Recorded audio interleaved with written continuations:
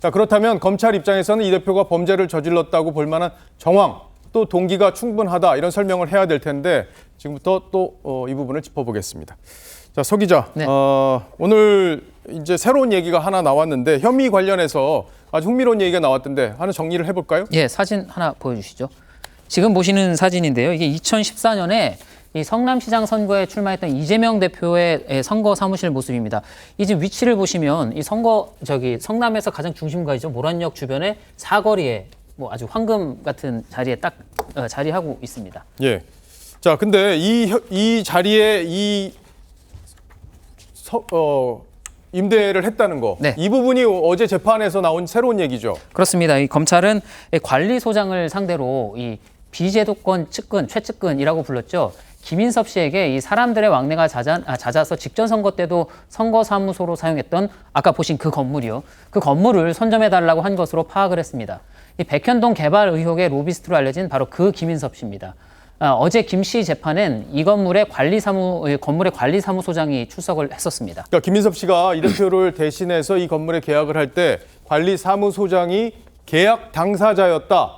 그러니까 당시 상황을 아주 정확하게 알고 있었으니까 어제 증언한 게 상당히 의미가 있겠어요. 예, 그렇습니다. 이 검찰은 관리소장을 상대로 김인섭 씨가 찾아와서 사무실로 써야겠다라면서 계약한 것 같다라고 말한 게 맞냐 이렇게 물었습니다. 그랬더니 소장은 선거 사무실이라는 말은 잘 기억이 안 나지만 이번에도 사무실로 쓰겠다, 사무실로 써야겠다라면서 계약한 것 같다라고 답을 했습니다.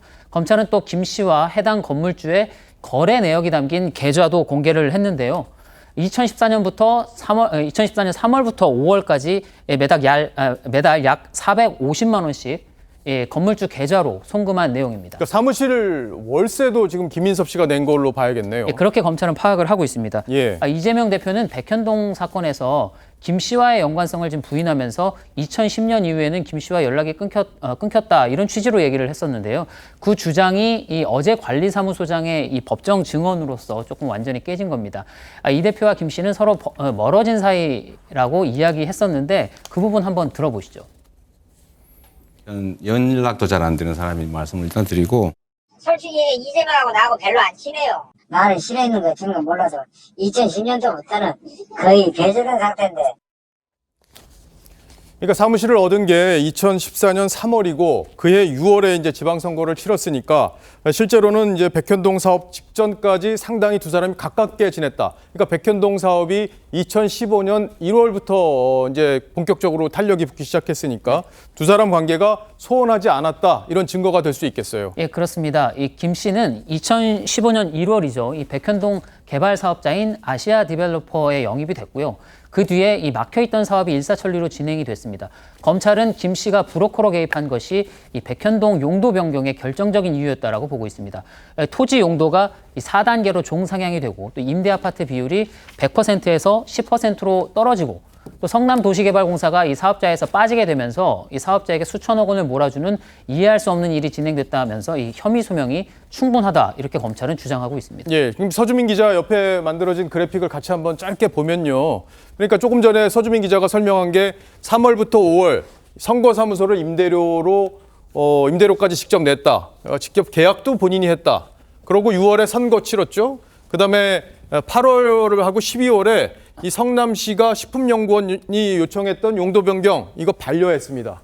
그런데 2015년 1월에 아시아 디벨로퍼에서 정바우 씨가 김인섭 씨를 영입을 하게 되고 그 뒤에 조건부 허가가 바로 2달 뒤에 나오게 되기 때문에 이 흐름만 봐도 상당히 관련이 있다. 네. 그리고 모르는 사이다 이렇게 얘기했던 것들이 다 깨지는 그런 상황이 된 건데 네. 자, 이 대표가 연장자죠. 김인섭 씨가 네. 근데 형이라고 부르면서 사업을 신경 써줘라 이렇게 얘기했다는 증언도 나왔잖아요. 그렇습니다. 이 구속영장에는 이재명 대표가 당시 유동규 씨에게 이 백현동 개발 사업은 인섭이 형님이라고 표현했습니다. 인섭이 형님이 끼어 있으니까 신경을 좀 써줘라라고 지시했다는 내용도 적시가 돼 있습니다.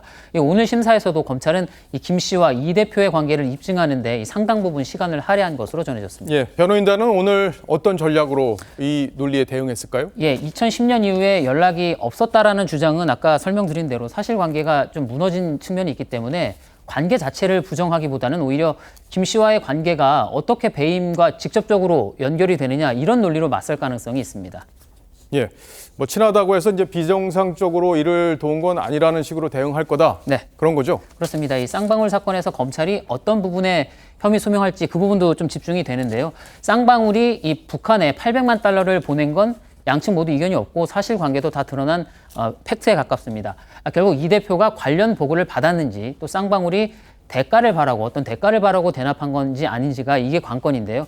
검찰은 이화영 전 부지사가 이 쌍방울과 북한 측 협약식에 참석한다면서 이재명 대표에게 이 결재를 직접 받았던 이 출장 계획서 그리고 귀국 후에 이 출장을 갔다 온 이후에 이 대표에게 이 보고했던 출장 결과 보고서 그리고 이 대표의 방북 초청을 요구하면서 4차례 북한에 발송을 했던 여기에 이제 경기도지사 직인이 찍혀 있었다는 거죠. 그 공문과 관련해서 뭐 이런 문서들을 제시를 하고요. 또 경기도 공무원들의 진술도 상당 부분 증거로 함께 제시할 것으로 보입니다. 예. 이 대표가 모두 17번이나 보고를 받았다. 이렇게 영장에 지금 적시가 돼 있잖아요. 예, 맞습니다. 하지만 변호인단은 검찰의 압박 때문에 관련자들이 허위 진술을 하고 있다라고 맞설 것으로 보이고요.